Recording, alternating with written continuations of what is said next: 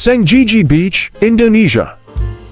This beach is located on the west coast of Lombok Island.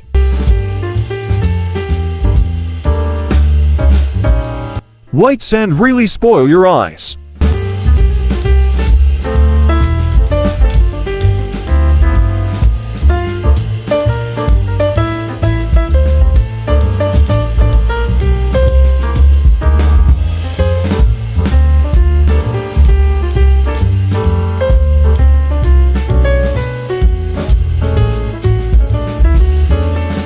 Has a clean beach.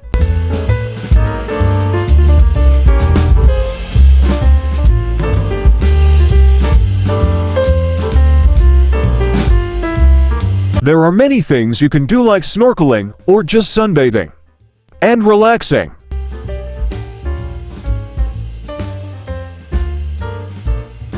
When the sun sets, many people bury their bodies in the sand of Senggigi Beach because it is believed that it has healing properties, and there are safe, quiet, and comfortable lodgings, as well as beautiful views. Let's visit Senggigi Beach in Indonesia.